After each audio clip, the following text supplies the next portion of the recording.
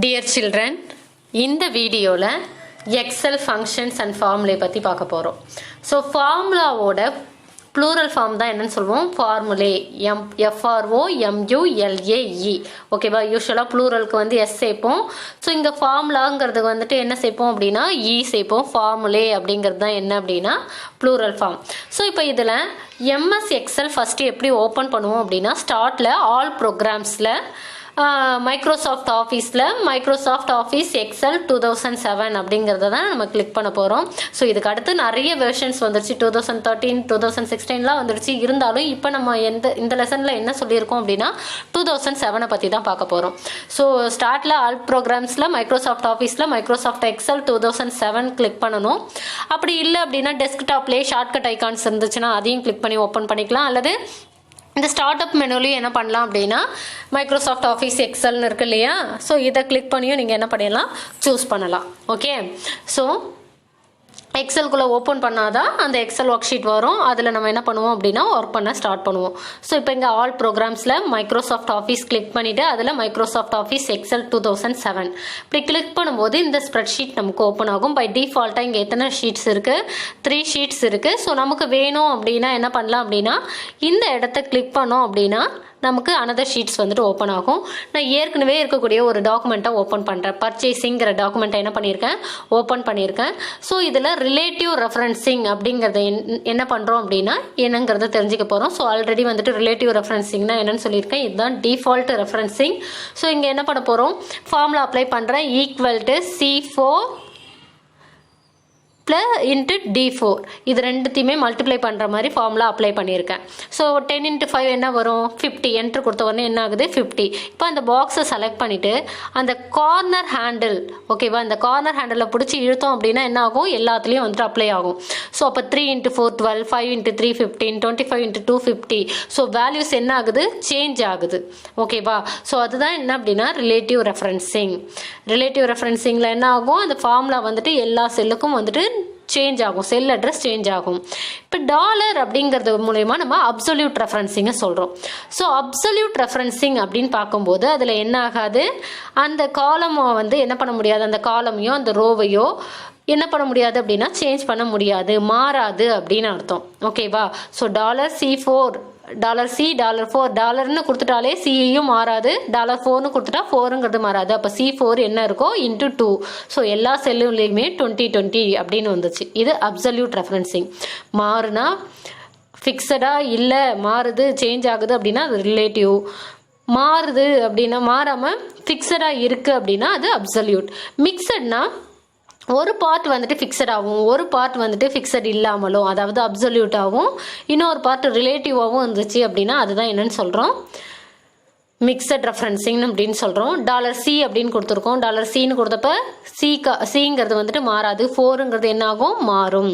So ஒரு செல் அட்ரஸில் ஒரு பார்ட் ரிலேட்டிவாகவும் இன்னொரு பார்ட் வந்துட்டு அப்சல்யூட்டாகவும் இருந்துச்சுன்னா அதை தான் நம்ம என்னென்னு சொல்கிறோம், மிக்சட் ரெஃபரன்சிங்னு சொல்கிறோம். இது எல்லாமே லாஸ்ட் வீடியோவிலே என்ன பண்ணியிருப்போம், டிஸ்கஸ் பண்ணியிருப்போம். கிளியரா புரிஞ்சுதா? நெக்ஸ்ட் என்ன பார்க்க போகிறோம் அப்படின்னா ஃபங்க்ஷன்ஸ். ஸோ ஃபங்க்ஷன்ஸ் அப்படிங்கிறது வந்துட்டு என்ன அப்படின்னா ப்ரீ டிஃபைன்டு கமாண்ட்ஸ். இப்போ நம்ம பார்த்தது வந்துட்டு 3 டைப்ஸ் ஆஃப் செல் ரெஃபரன்சிங். என்ன பார்த்தோம், 3 types of cell referencing. Relative referencing, absolute referencing, mixed referencing. இது எல்லாமே வந்துட்டு நம்ம எக்ஸ்பிளைன் பண்ணிட்டோம் ஏற்கனவே. ஸோ ப்ராக்டிக்கலாக நீங்கள் லேர்ன் பண்ணணும் அப்படிங்கிறதுக்காக தான் வந்துட்டு இதை சொன்னது. இப்போ நெக்ஸ்ட்டு இஃப் கண்டிஷன் தான் வந்துட்டு என்ன அப்படின்னா கண்டிஷனல் அப்படின்னு சொல்லலாம், கண்டிஷனல் ஃபங்க்ஷன் அப்படின்னு சொல்லலாம். ஸோ ஃபங்க்ஷன் அல்லது ஃபார்முலா அப்படின்னாலே எப்படி ஸ்டார்ட் ஆகும், ஈக்குவல், அதுக்கு அடுத்தது ஃபங்க்ஷனுக்கான நேம் கொடுப்போம், அதுக்கப்புறம் உள்ளே வந்துட்டு ஆர்குமெண்ட்ஸ் கொடுப்போம். ஸோ இப்போ இந்த இஃப் கண்டிஷனுக்கு என்ன கொடுக்குறோம் அப்படின்னா இஃப்ங்கிறத கொடுத்துட்டு ஈக்குவல் டு இஃப் ப்ராக்கெட்டில் வந்துட்டு கண்டிஷன்ஸ் அப்ளை பண்ண போகிறோம். இங்கே என்ன கண்டிஷன்ஸ் நான் கொடுக்குறேன் அப்படின்னா இந்த C4, அதாவது CS மார்க் இருக்கு இல்லையா, ஸோ 40 50 10 0 25 இருக்குது. அந்த C4 வந்துட்டு எனக்கு greater than 25 இருக்கணும். அப்படி greater than 25 இருந்தது அப்படின்னா கமா, கண்டிஷனுக்கு பக்கத்தில் கமா பாஸ் அப்படின்னு கொடுக்குறேன். டபுள் கோட்ஸில் என்ன பண்ணுறேன், டெக்ஸ்ட் கொடுக்கும்போது டபுள் கோட்ஸில் கொடுக்குறேன் பாஸ், அப்படி இல்லை அப்படின்னா ஃபெயில் அப்படின்ட்டு கொடுத்துட்றேன். ஸோ இதுதான் pass, true value false value ரெண்டையும் கொடுக்குறேன். இப்போ எனக்கு என்ன வருது, 14 வருது. ஏன், அங்கே C4 வந்து greater than 25 இருக்கிறதால பாஸ்னு வருது. இதே வந்து ரிமைனிங் 10 0 25லாம் என்ன 25க்கு உள்ளே இருக்கிறதால ஈக்குவல் டு 25 கூட நம்ம கொடுக்கல. ஸோ 25க்குள்ளே இருந்ததால் அது என்னன்னு சொல்கிறோம், ஃபெயில் அப்படின்னு சொல்கிறோம். ஓகேவா. Next conditional formatting. Conditional formatting அப்படின்னு பார்க்குறப்ப என்னென்னா டேட்டாவை ஃபார்மட் பண்ணுறோம். ஓகேவா. ஸோ நிறைய கலர்ஸ்லாம் அப்ளை பண்ணுறோம் பேஸ்டு ஆன் கண்டிஷன்ஸ். ஸோ அதுக்கு முன்னாடி நம்ம என்ன பார்த்துக்கலாம் அப்படின்னா நிறைய ஃபார்முலா சொல்லியிருக்கோம் இல்லையா, சம்மு, ஆவரேஜ், கவுண்ட்டு, மேக்ஸு, மின்னு அப்படின்ட்டு. ஸோ அதை பார்த்துக்கலாம். ஸோ ஈக்குவல்ட் அப்படிங்கிறதுல ஸ்டார்ட் ஆகுது ஃபார்முலா. சம்முங்கிற ஃபங்க்ஷன் யூஸ் பண்ணுறேன். எக்ஸலில் நிறைய ஃபங்க்ஷன் இருக்குது.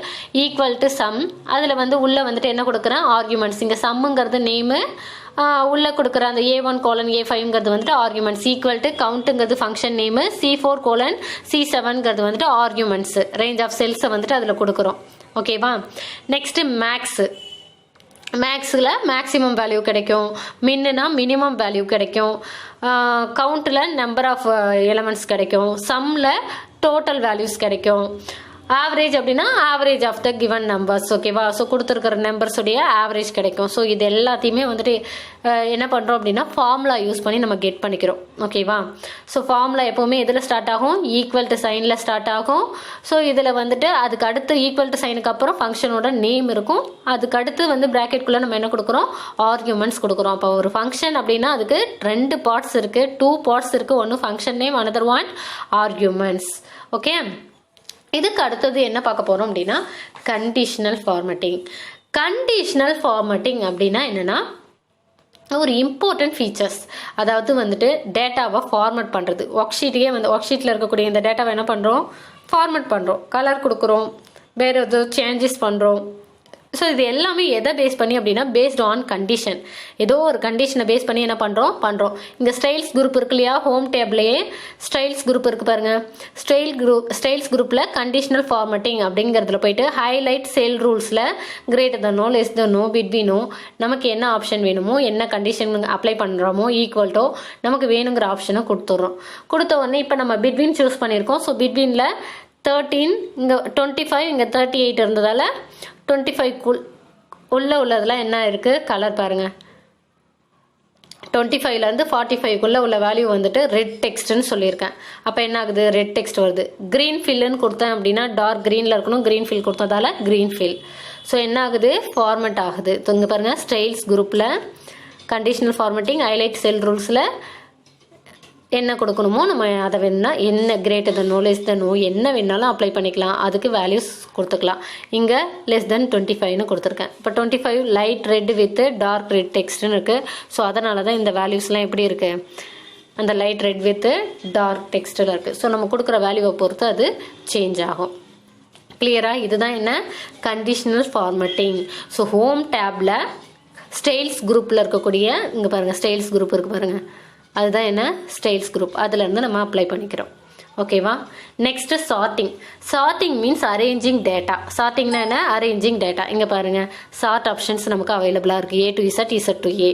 ஸோ இப்போ டேட்டாவை வந்துட்டு A to Z வரணுமா அல்லது Z to A வரணுமா, இதை கொடுக்கும்போது A to Zனா A to Z வரும். Z to A கிளிக் பண்ணோன்னா ரிவர்ஸில் வந்துட்டு வரும். ஓகேவா. டிசெண்டிங் ஆர்டர், அசெண்டிங் ஆர்டரில் வந்துட்டு நேமை அரேஞ்ச் பண்ணுறோம். தெரியுதா.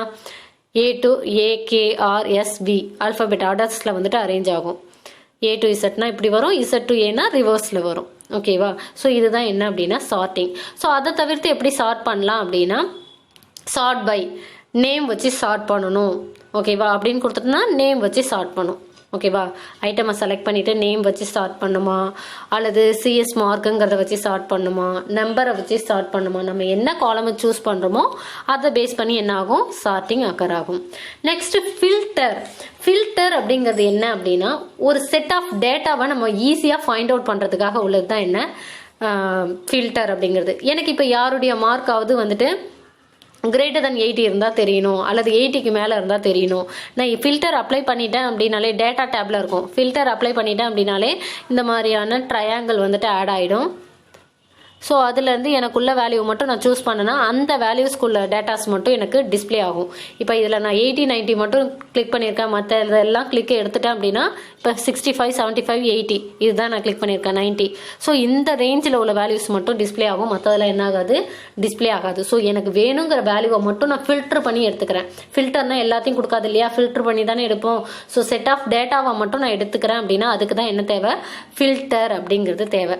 ஸோ இந்த கஸ்டம் ஃபில்டர் அப்படின்னு பார்க்குறப்ப அந்த ஃபில்டரை கொடுத்துட்டு அந்த ஆரோவை கிளிக் பண்ணி நம்பர் ஃபில்டர்ஸில் போயிட்டு நம்ம என்ன பண்ணலாம், இங்கே condition greater than less than அது மாதிரி நம்ம கொடுத்துருக்கலாம். இப்போ greater than or equal to 50 அப்படின்னு கொடுக்குறோம். அப்படி கொடுத்த உடனே நமக்கு என்ன ஆகும், 50 விட அதிகமான உள்ள வேல்யூஸ் மட்டும்தான் டிஸ்பிளே ஆகும், மற்ற வேல்யூஸ்லாம் என்ன ஆகாது, டிஸ்பிளே ஆகாது.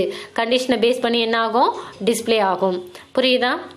Any doubt? இதுதான் என்ன அப்படின்னா கஸ்டம் ஃபில்டர். Any doubt?